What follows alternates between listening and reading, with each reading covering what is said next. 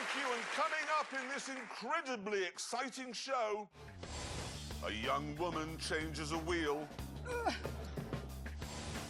An older woman drinks some lager. And Richard looks at a book. Look at that.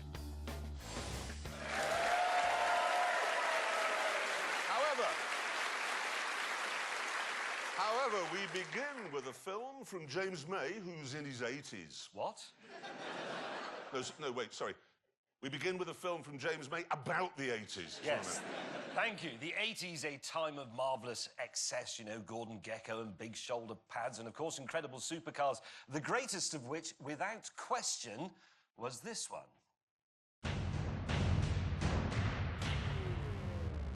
The Ferrari Testarossa was excess on wheels. Be it looks, attitude, or even size.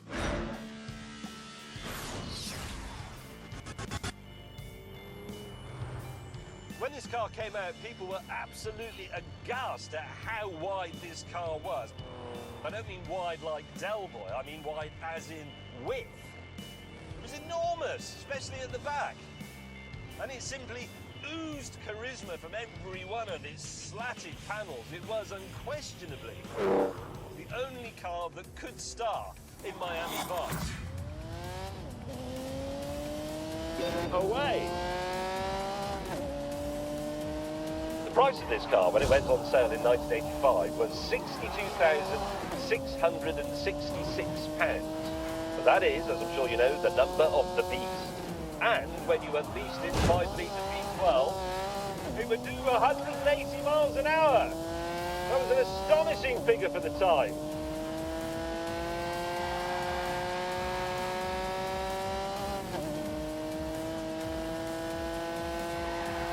Go.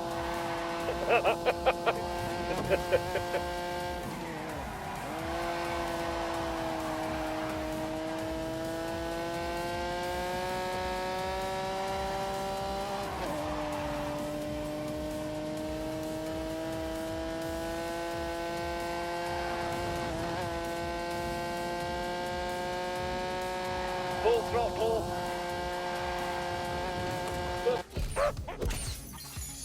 In fact, Enzo Ferrari loved that show so much, he actually gave its star, Don Johnson, his own Testarossa. And Don was just the tip of the celebrity iceberg.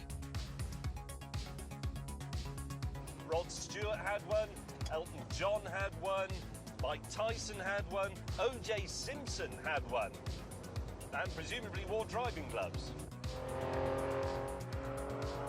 If the 1980s were the era of excess, then, well, this was the perfect car for the era.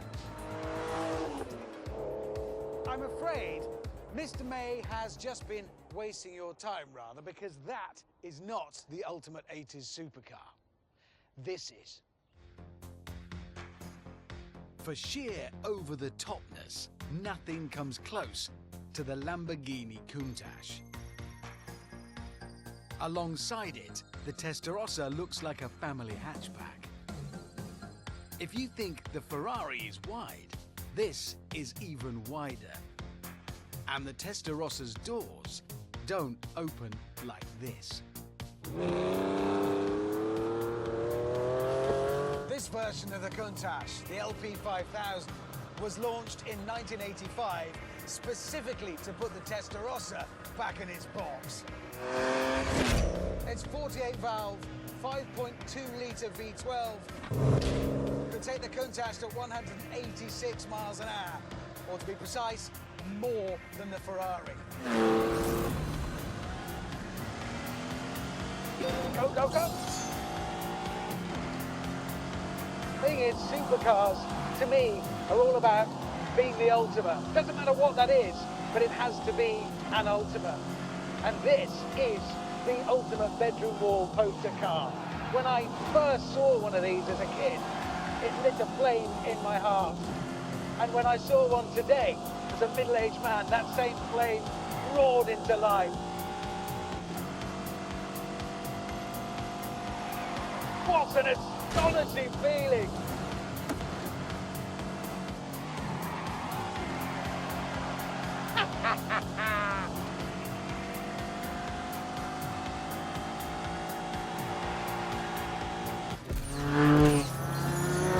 And this incredible machine came from a company that didn't have half the resources of Ferrari.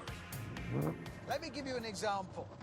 This car might look super aerodynamic, like a missile, but in fact, it never saw the inside of a wind tunnel. They couldn't afford to put it in one. So instead, they ran a prototype up and down the motorway with bits of wool stuck all over it. I love that. Oh, hello. Here he comes.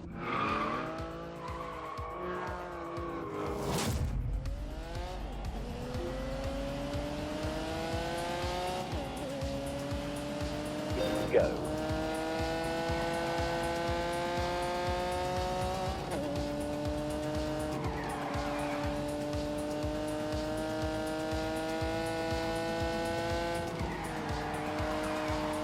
I have been clever. Oh no! Dab of brakes.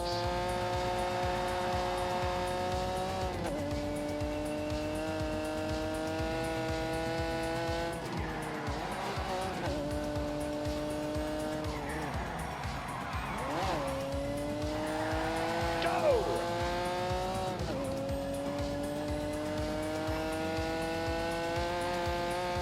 Well, that's interesting.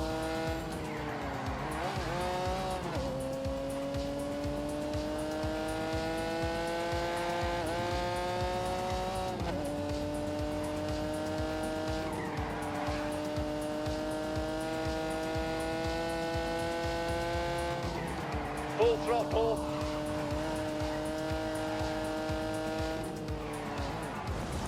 Ah!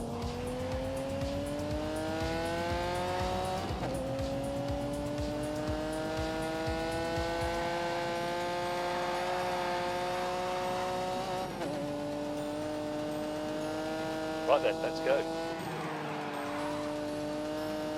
Here comes a really dangerous bend. Go.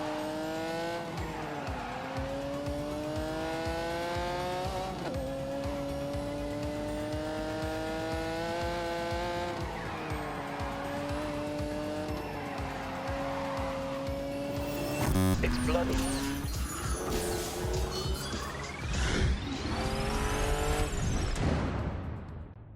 Eventually, we pulled over, so we could continue arguing face to chest. Oh, the brakes are brilliant. On the line. Right. Oh, that's not... That doesn't help much in there. You can't see behind you, can No, you? I just want to be really accurate, and you can help with that. That's in the way, and that's in the way. That's why the early ones had a periscope. Unable to agree on anything, we decided to take a more intellectual approach by having a drag race. Now, on paper, the Lamborghini is faster, definitely. But, as we've already observed, Lamborghini were a bit fast and loose with their performance figures back in the day. So now, finally, we can find out for real.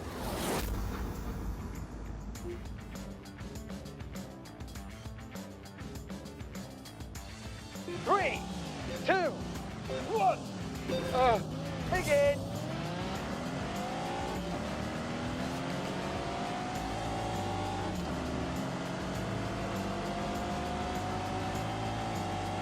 Unleash the beast.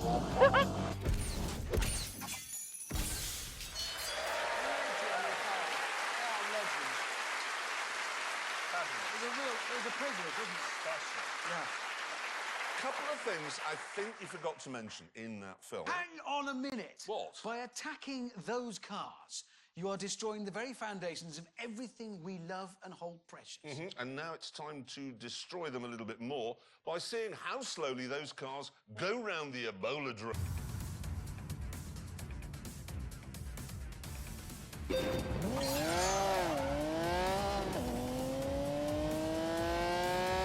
And look at that lunging and pitching there as she heads on to the isn't. Bringing out that flat 12.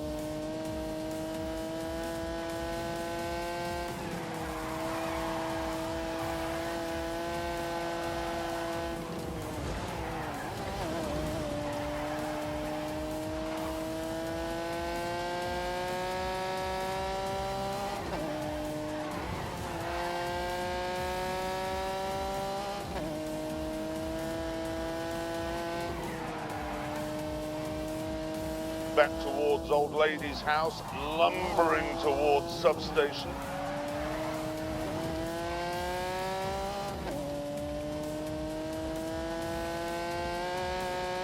Just field of sheep to go. And across the line. She's nuts. She's absolutely nuts. Like sliding a Testarossa. I wouldn't do that for all the tea in China. Technical point that might confuse the viewers. You just said the raw from the flat 12, Yeah. which is sort of right, but I said V12. I knew you did. Which is also sort of right, because it's not a boxer, so it's a 180-degree flat V12. Like that. There you Literally go. not interested. It's Good. a flattish V12. Anyway, Flattish. it's now time to see how the Lambo got on.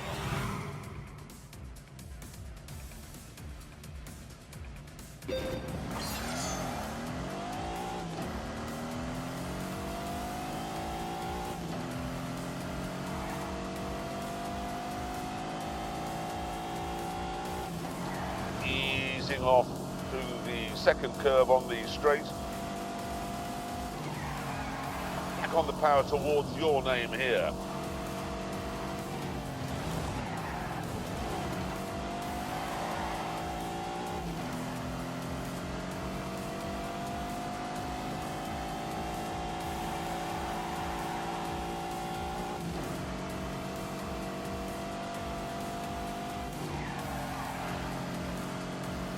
And now the joyless wrestle back towards Old Lady's house. And now in the damp dash towards substation.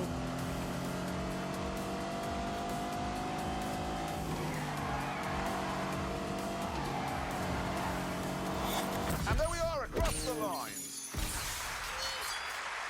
Great. Right.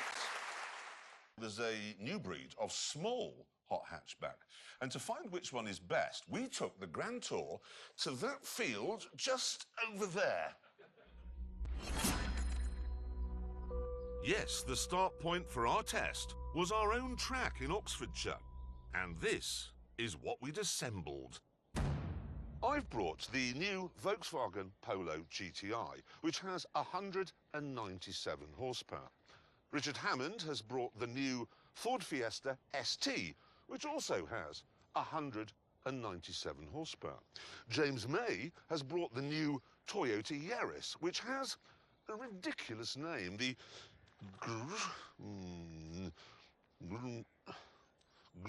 how do you say that? Grimina. It isn't Grimina, there's no at the end. It says Grim. Yours is a brown car. It's not brown. That is brown. Oh, yeah, it is. It isn't, it's mushroom. The cameramen know about colour. Is it brown? It's brown. Definitely brown. It's brown. There you It's go. mushroom. At this point, we decided that instead of arguing about which car was best, we should do some actual tests, starting with a pursuit race. Go. Ow, God, that looks tricky. There we go, speed up again now. Hurry up!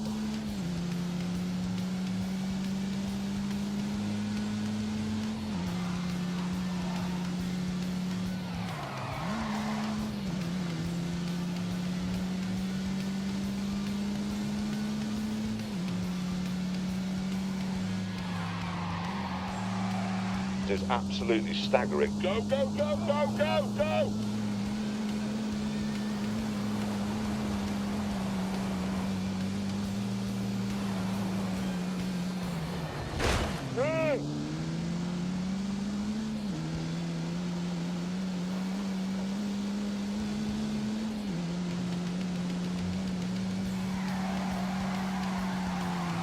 I was very brave. Oh, for God's sake.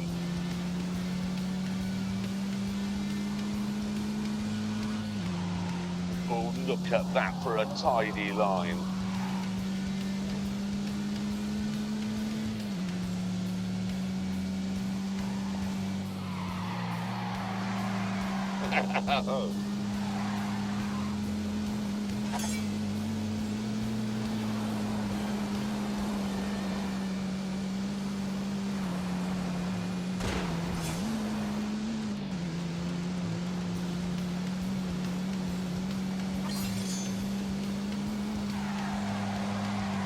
Speed is the answer.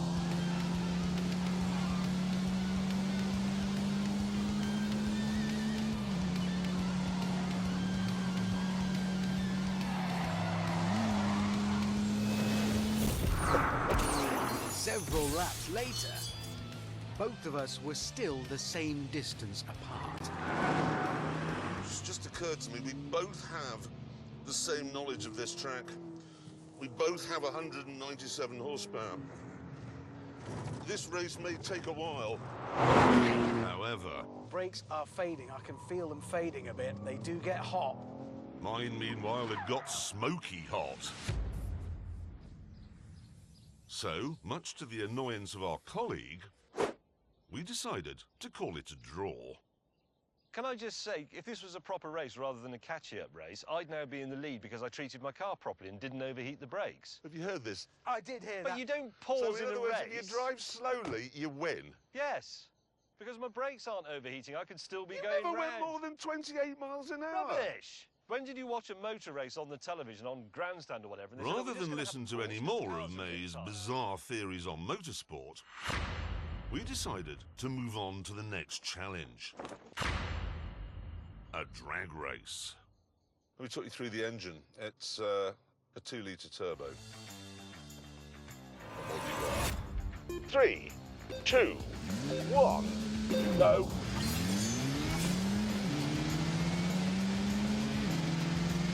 That is my foot pinned to the floor. Flat out, yeah?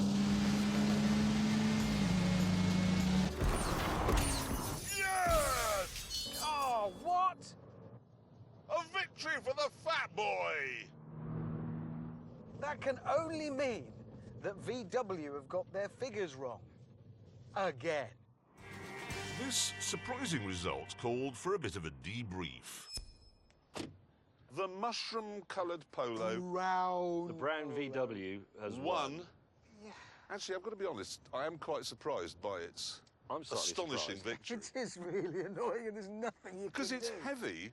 Yes. Yeah, and it's only as powerful as this. The DSG gearbox makes a huge difference. Yeah, the double clutch. I mean, every time you two have to change gear, you lose 20 yards. Well, there's no way can you keep up with that with an Instant. old-fashioned box. No, it's one gear, then another. In this. yes. Oh, hang on.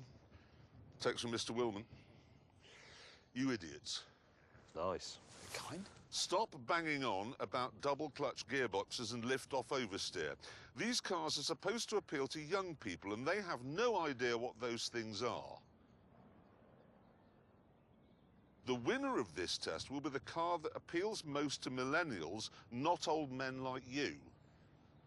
So what test do we do that young people would be interested? No, wait, I've had an idea. What exactly is a millennial?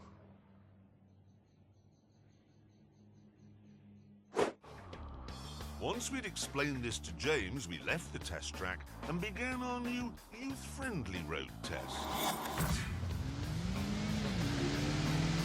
Whatever. Come! What are you doing?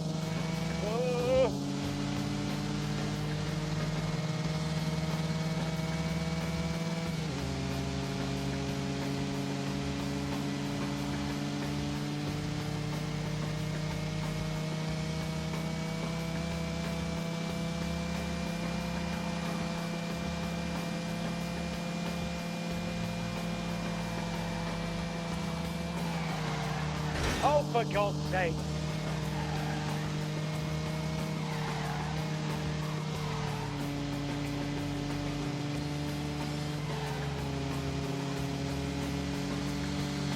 Oh, no. Moron.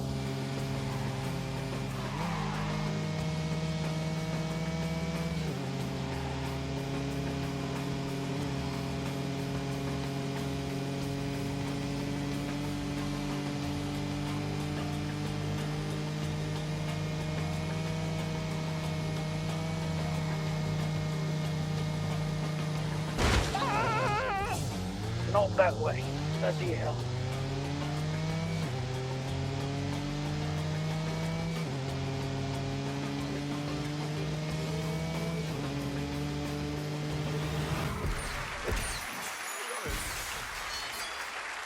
Apart from you drinking plastic, which is evil, I thought that was all going rather well, the test appealing to young people. Yeah, we'd talked about carbon dioxide and polar bears and expressed our support for the Labour Party. Yeah, I mean, apart from the bit where the juicer blew up in my face, obviously it was all going rather excellently, we thought. It was, yeah. Yeah, but unfortunately, Mr. Willman said we hadn't got the idea at all. No. And that to really appeal to millennials, we had to somehow get our cars in the Mail Online. Now, this was a bit of a problem for James, who claims he's never read the Mail Online. I haven't. You're not really the Mail's target audience, James. What do you mean by that? Well, you're not a mealy-mouthed, bitter person who believes that everyone who is luckier, better-looking, richer and more talented than you are should be torn to shreds and executed. Right, well, whatever. The rules were simple. We had to drive into London and then do something with our cars that would get the paparazzi to take a picture of them. Yes, and then the winner would be the person who got the most amount of those pictures actually published. I decided that what I'd do was take my wife out for dinner at the glittering Bluebird restaurant on the famous King's Road. It's a popular haunt for the paps, this, and I felt sure we'd be snapped getting out of the little Ford. Okay, right, so remember to smile and look like you really like me. Like a lot. Right. Hold my hand, there. And then we'll just stand around for a bit. Looking forward to dinner with my wife, really nice. Mindy.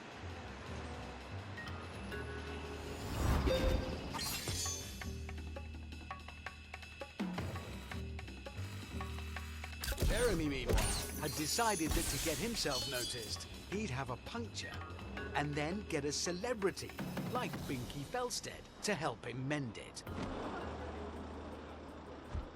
Did you grab the spare wheel? Really?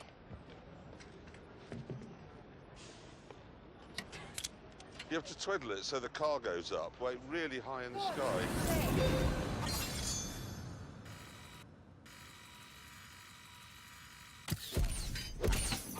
Come on, get back into this. Exhausted. James, meanwhile, was driving a car that's never been packed, through a part of London that's never been packed, with his dinner date, historian Mary Beard, who hasn't been packed either. And I'm absolutely delighted. I mean, this has made my month, this. Oh, well, thank you. That's very generous. Meanwhile, back in Chelsea, There's no paps. There's nobody here. No. There's no photographers. It's ridiculous. I've always been photographed here. Look, here I am. And here I am. And here... Oh, she's just a friend from work. with dinner over, the two most unpappable people in history were waiting to be packed.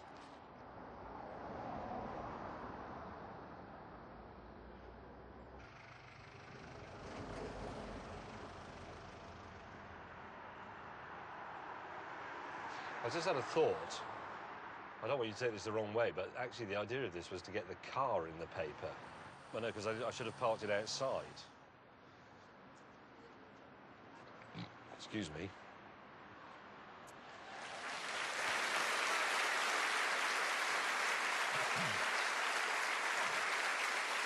James, did you burp in front of Mary Beard?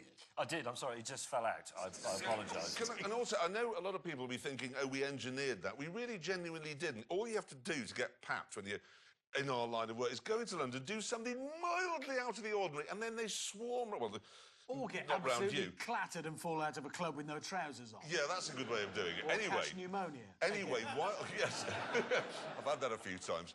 Anyway, listen, while we were waiting to see which one of our antics got into the Mail Online, Mr. Willman came up with another youth-friendly idea. Yep, he said each of us had to take a picture of our car and then see which of us got the most likes of their snap on Instagram. I had done just that. For my Instagram picture, I'm not messing about. I've recruited a top photographer and I'm very excited because he's brilliant. Look at that. His name is David Yarrow. He's one of the world's greatest wildlife photographers, and his plan was to recreate this shot using my car instead of the tiger. So I'm coming in. I think the most important thing is to have energy. It's got to be full, it's got to be dynamic. And that means I think we need water flying up between me and the car. I want to be as close, safety-wise, as you'll allow me to be. Yeah, got your number. Okay.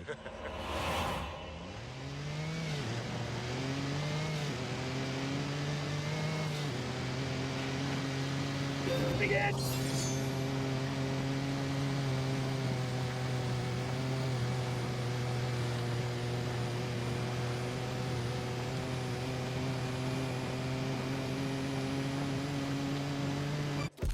Eventually, my shot was in the can.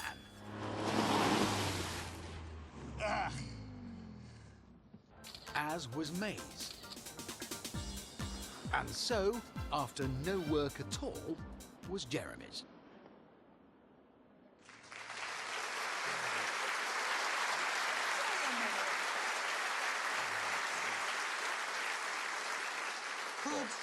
Could you have made any less effort with that challenge? No, you're right. I should have put a puppy in it, because Instagram loves a dog.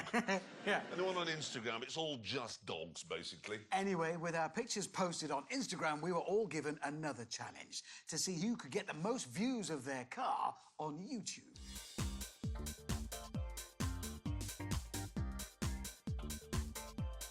Now, if you go on YouTube, which I do quite a lot, you will notice that something that's very popular with so-called millennials is the unboxing video. It's usually something like an idle student with nothing better to do, simply taking something they've bought out of the box and talking about it. Hey, what's up? What's going on, everybody? The delivery guys just left, got it here, and haven't even taken it out of the box yet. I got so This excited. bloke is unboxing a new television set he's bought. Oh my God, you guys ready? Look how many hits it's got. The stand is not mounted on it. You'll have to put that on later.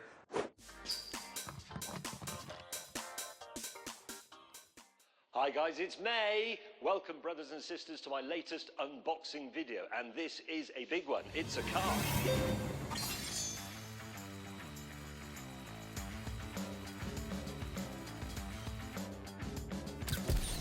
Meanwhile, Jeremy had decided to create a fast show style character called David Souffle.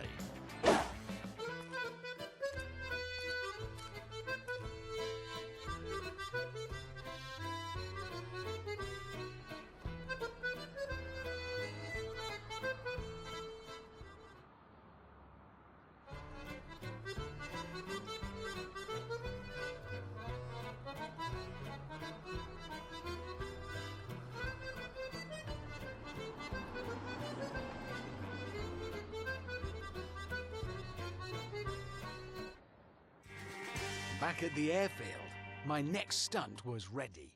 Right, now down there is a man.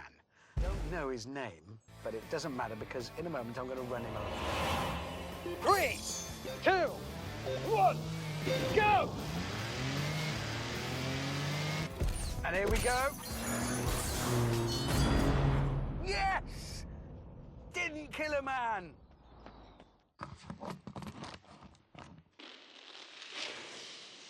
Oh, I like that a lot.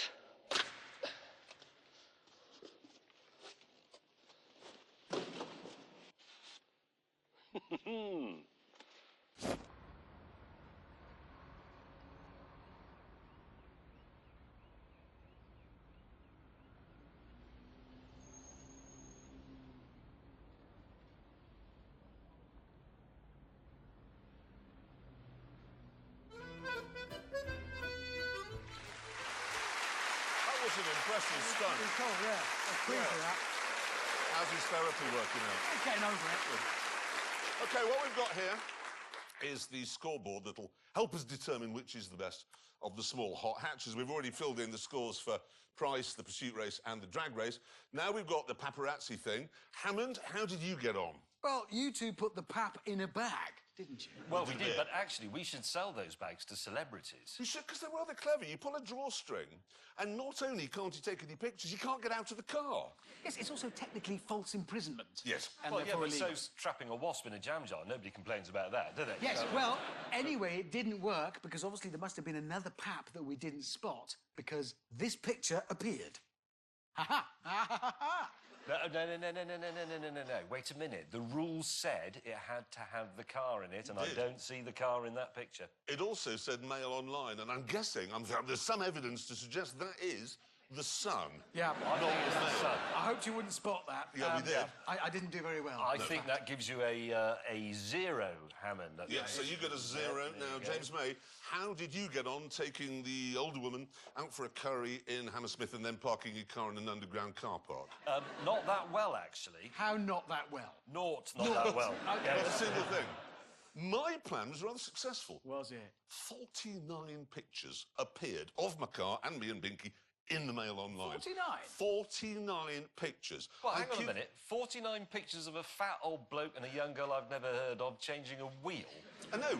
And the extraordinary thing is, I'd like to show you the 49 pictures, but got in touch with the Mail Online yesterday, OK, to say, can we have the pictures? Do you want to know how much they were going to charge? £122,000. What? Really? I kid you not. They take a picture of me, they ruin my life, and then for me to buy the picture back is £122,000. There are 49 pictures on No, there, have you? don't show the cameras, otherwise there'll be a bill for 120 grand. But the good thing is... Exactly, because of that, you score 49. Yep, Yes, I'm afraid he I does. do. There's no getting around Yes, that. I do. Which moves us on to Instagram. OK. James May, how did you do with your picture on the bus? I scored 0. Naught? Yeah. Nobody get naught. Well, it's quite interesting, you see. I didn't have an Instagram account, so I set one up.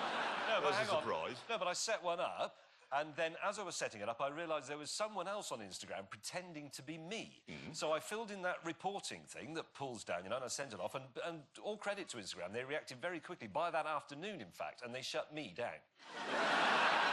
You? Yeah, they didn't shut down the fake James May. They shut the real one down. They killed the wrong James May. Yeah.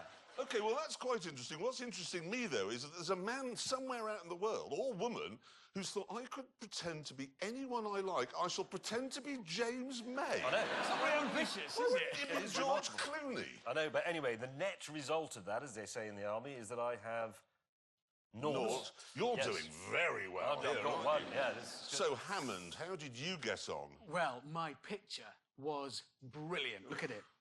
Look at that. No, that is, good. apart Yeah. from the slogan with the sexual that intercourse was enthusiast, awkward, yeah. that is an amazing photograph, granted. So, how many people have viewed it and liked it on Instagram? 9. Well, they block you as well. 9. No. You see, I don't really do Instagram, Yeah. so I don't have many followers, so only 9 people have seen it. Oh, dear, because I got 54,000. Oh, for God's sake! Yes, but you do Instagram. Yes, I do. So you got lots Yes, of I did. So followers. put 54,000. Hang on a minute, let's look at this in a more positive light, Hammond. He has got 1.6 million Instagram followers. Yes. So 1.46 million people actively didn't like his picture. That's a good way of looking at it. That's a It lose, wasn't really. my best work, I admit. It was a hurried shot. What was it? 54,000. That does change the scoreline a bit. Changed the doesn't it? scoreline a lot, because I'm now on 54,053. Right, And okay. you're on 1. Yeah, I'm on one. Anyway, it gets worse, I'm afraid, for you two, because YouTube. Go on. I didn't add them all up, but my first David Soufflé video on YouTube, 266,000 views. God. More than 250,000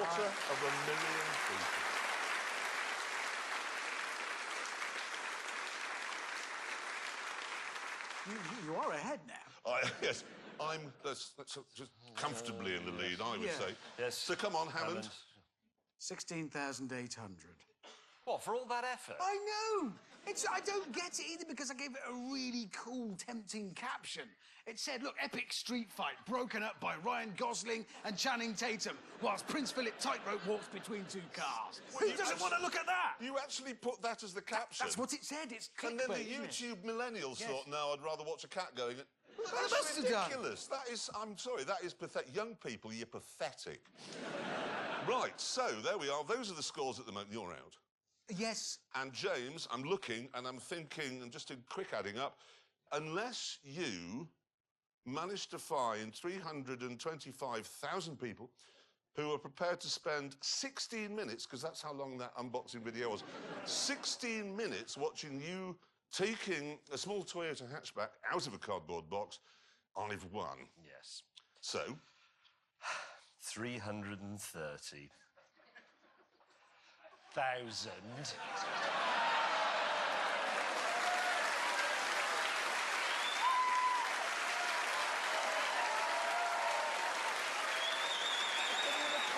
of a box. Oh, he's doing the dance. You see this dance? How does he always manage to win? Well, I think on this occasion it was partly because you tried to appeal to millennials by creating a fast show type character when nobody under 40 has ever heard of the fast show. No, that's exactly right. You might as well have done the comedy adventures of Neville Chamberlain in 1939. That would have been better. So, because there are more people who'd rather watch an old man take a small car out of a box than watch him endangering an office junior or me wearing a moustache, we have to deduce that the best of these small hot hatchbacks is comfortably the worst. Yeah, that is our conclusion. Yeah, and on that terrible disappointment, it's time to end. Thank you so much for watching. See you next time. Goodbye.